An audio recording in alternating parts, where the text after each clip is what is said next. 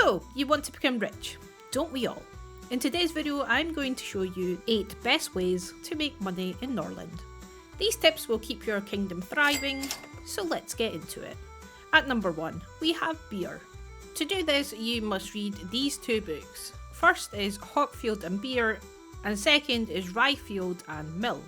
Once one of your lords has learned these books, you can place a Hopfield and a Ryefield. And of course, you will need to have a brewery. Once you have placed all 3, you can then start producing beer. To do this, go to the production tab and select how many beers you want to produce. Once you have an abundance of beer in stock, you can then sell it to the trader or trade it with other settlements on the map. In at number 2, trading with other settlements.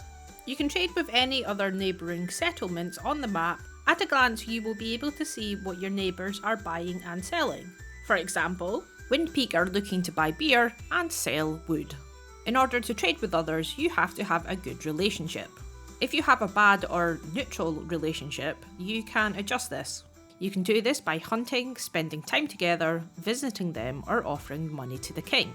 To speed this up, you can send someone who is going to make the biggest impact to that settlement, as each character will show you the outcome of their visit and how long it's going to take. After a few visits, your relationship with the settlement will become positive, meaning you can trade with them. Each trade you set up will cost you 150 coins to buy into the trade, which you should make your money back after a few days. Just ensure that you produce the correct amount of produce or product to keep up with that trade demand. Another thing to note is that trades have an expiration date, so you may need to go back to the settlement and set up another trade, and if your relationship becomes negative, the trade will end. Selling to the trader. The Holy Caravan often visits your settlement. Make sure you select your high skilled trader to interact with them.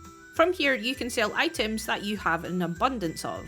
Keep an eye out for red arrows. This means that the price of this item has increased. For example, due to an attack on Windpeak, the price has increased by 100%, which acts in your favour. You can also sell books and prisoners to the trader. However, it is best to keep prisoners for your army, unless you're at the late stage of the game and already have an established army. Although having a large army does mean that you will pay taxes on it, but I'll cover that in another video.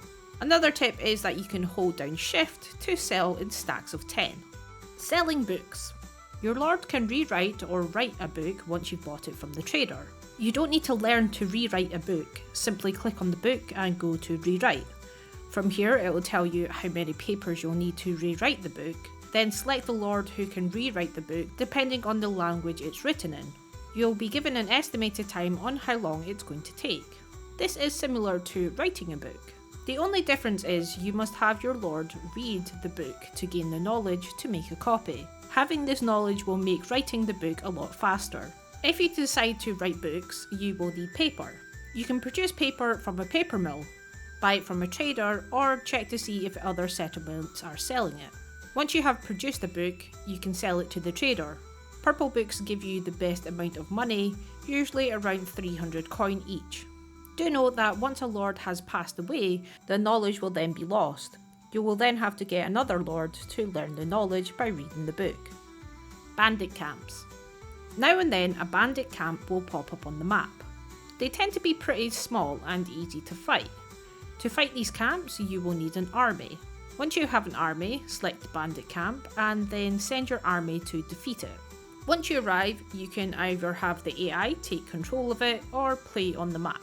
Once you have defeated the bandits, you will receive a cash reward. As a bonus, if the bandit camp was on a neighbouring settlement, you will also receive a positive relationship bonus for taking care of the bandits. You can also gain prisoners from the bandit camps, and as mentioned before, you can sell them to the trader. Capturing a lord. NPCs or non-playable characters from other settlements love to visit your own settlement. You can either choose to invite them or they will just randomly show up. Once they have arrived, you can capture them.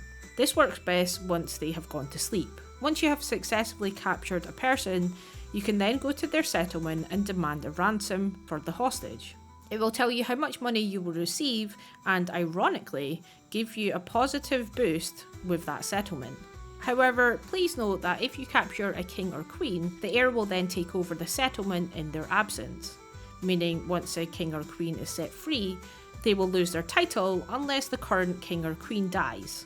But this could be a bug. Vassal. As part of a suzerain, you can gain a tax income from other settlements.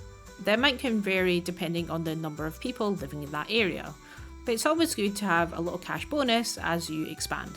Neutralization order.